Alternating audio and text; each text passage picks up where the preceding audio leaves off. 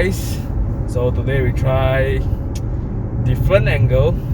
Yeah, as my friend Sekun was commenting earlier, why didn't I show up my face? No lah, I scared some of the words that we say in social media. Sometimes if memang offends people, then people come find you lor. Yeah lor, I don't want that happen ma. So okay, anyway, it's off work. So here we go with the usual jam. And okay, let's talk about a new topic. So previously I did mention that there's one publication saying that, you know, if you earn less than 4,000, you shouldn't get the base, even the base spec X70, X50. Yeah. So let's talk about this. So my point is, now here's the thing. I mean, most of us our earn is ranging from what, 3,000 plus to 300,000 per month. Some of the businessmen probably they earn few hundred thousands, but during this COVID-19 situation, some of them even earn less than 100,000 or less than 50,000 or even zero. Yeah, zero. Okay, so at the end of the day, we shouldn't be, my point is, my view is, at the end of the day, right, we shouldn't limit to the choice of cars that we choose based on how much we earn. Yes, as you've seen in my previous snippets, right, the natural or the supposed monthly installment of your car, right, shouldn't be exceeding 20 to 30% of your earning. Okay, let's put it this way. Now the bank released loan based on this type of scoring, but at the end of the day, since if let's say you own a car or you have a car loan or a housing loan, then if you borrow a loan for a long time, you are not a fresh grad, you are basically a rookie or intermediate already lah, huh? Let's put it that way. So if you are that kind of person, right, most probably bank will approve your loan despite, you know, your earning is what, your monthly installment or commitment of your cars or house is, let's say it occupies around 50% of your monthly earning or salary.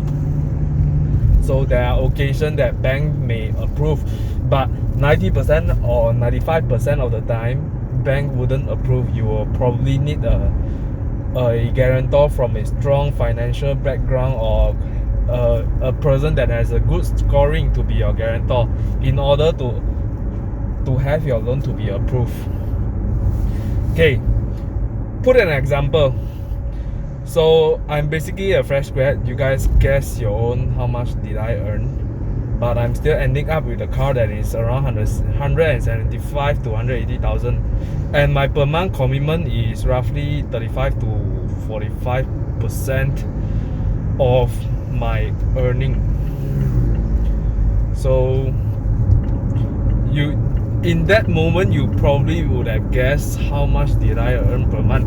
Now put it this way, I was pretty lucky that my parents forked out the down payment for me, which is the Myvi that we replaced with this car.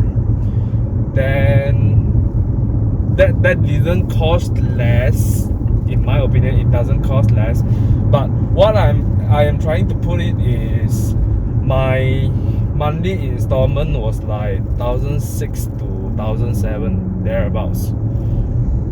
Yeah, but I pay more, of course. I pay few $100 more than it was supposed to be, because I think when the interest is low right now, right, I think I would whack first. So yeah, because I'm taking Flexi Loan. And by the way, if you are taking car loan, right, try to take the Flexi Loan, because to me right now when the economy is not good, right, your interest will getting lower. So at the end of the day, you pay much less. But as far as I recall, I think Maybank or RHB only has this type of scheme. Public bank right now is having a fixed loan, only fixed rate loan. They don't have the flexi thingy, which is a down point for public bank.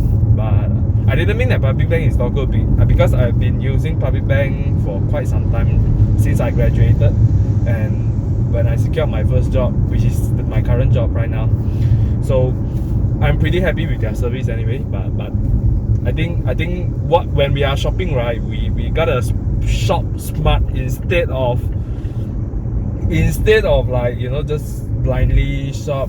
Like, just when you walk into a showroom, X50 right now, new car, don't have any discount, or probably yes, but only a few $100. Then the few $100 probably you get was because of it was a demo unit, it was test unit, blah blah, talk about that later. But at the end of the day, you gotta shop wise. And to me, the way to shop wise when you are searching for a car, right, is actually pre-owned or used car. Yes, that in my opinion is the bargain right now. And the current trend right now, right, we don't shop for, if you really shop smart, right, literally car enthusiasts, they won't go for a new car, because at the end of the day, right, the first second that you registered your car or you put up the new plate, right, the first moment, right, that second, right, your car already depreciated 10% or 20%, or premium brand I think 20%. Yeah, look at the 320's 330i CBU. How much does this cost? Does it cost right now? 248,000. Price when new, 330,000. Almost 100,000 depreciation for like 1 year. 2019. Yeah, 2019 March CBU first batch. Imagine that sort of depreciation. Yeah. So at the end of the day, right, the car mileage was only 5,000 ringgit.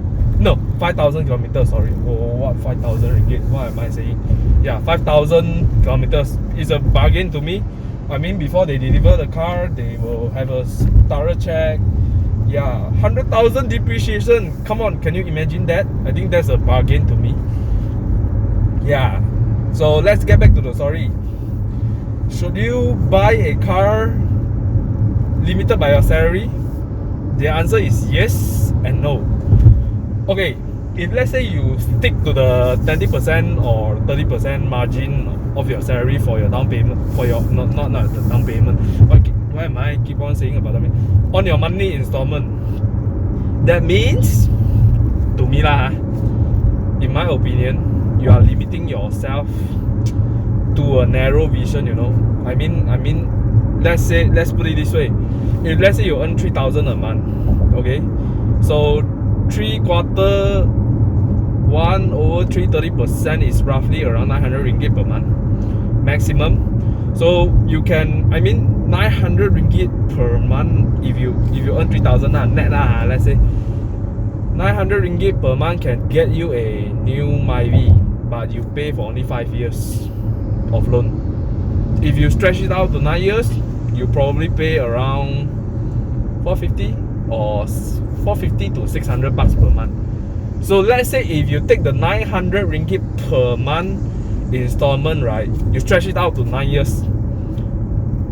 The usual rule is the car will, the total price of the car will usually end at about 90,000. So I calculated based on 900 ringgit per month installment with 9 years loan. I take 2.5%. Let's say 2.5%. So 10% down payment as well. The interest rate is 2.5%. You can get probably a flagship or executive X50. Then if you don't want Proton, you dislike the brand a lot, right? Honda City. Yes. And another car, which I don't like the Honda City actually, the design, no way lah, huh? So just my opinion lah, but Honda Malaysia don't push me lah. I like the Nissan Almera more. The design of the Nissan Almera. But at the end of the day, I won't buy the X50, the City, the Almera, because at the end of the day, right, what was the price of a F30 pre-facelift or a F10 520i, or probably let's stretch a bit, 528i 2013. Again, that car cost 90 plus to 100,000. So you stretch out a bit your down payment around few thousand more, or I think around, if 90,000, probably you need to fork out, instead of 9,000 plus, you probably need to fork out 10 to 15,000 for your F10 or F30. But of course the loan margin is not that high lah. Of course it's like 80%, but at times if you are lucky, right, you can get 90% loan, but you need a guarantor lah. At times you need guarantor, then probably either you can't go for 9 years or your loan margin is not that high. But seriously, nego, because it happens to my previously when I booked the F10 at Auto Barrier, right, I did approach a few banks, but one or two offer 90% loan, but the condition is because I'm a fresh grad, I need a guarantor. That is the usual practice. So yeah, man, I mean, if you come from a wealthy family, right, why not go for the BMW or say a used CX-5, the old one, facelift one, like running at around 79,000. I mean, that car is really good, to be honest, for a car that is that age. But if let's say you are shopping for a new car, right, then I would highly suggest the X50. Just go for it, because that price is attractive for the kids that they offer. But if you really want to go for used, but of course there's a catch on the used car, especially those hanky-panky dealers. So today, if a dealer is well reputable, but who knows, probably he may bring in a car that is not good, probably, I didn't say must, or there's some stupid dealer but there's a good car inside, who knows. I mean, it's really depending on your luck, to be honest. Like my car, fairly new, but few minor issues come out lah. So at the end of the day, it really depends on your luck, to me. So, but if your family can afford, just go for use all the time. Like Bobby did in his Q&A, 90,000 if cash, right, just buy the Z4. If you are 90,000 cash, if you are really enthusiast, right, just buy the Z4. If not, right, 90,000 cash, wow, can get a fair amount of car. I mean, fresh grad, you probably can go hunt for the G20 pre-owned. Yeah, cash lah if you have 90,000 cash. But at the end of the day, right, the catch of used car is that you need to save 10 to 20,000 for refurbishment and maintenance, first time maintenance, to check up everything. And of course, I will share Evo Club and extended warranty, so you probably can hook up Evo Club. I'll share the link below. Then you can go to the, how many inspection center, I've forgotten. You can go to the inspection center to have the car checked before you buy the car. I mean, it's a peace of mind. Then if you are really afraid, just hook up Crispy, Bobby, Con. I mean, they are pretty helpful on this, but provided you stay in Klang Valley.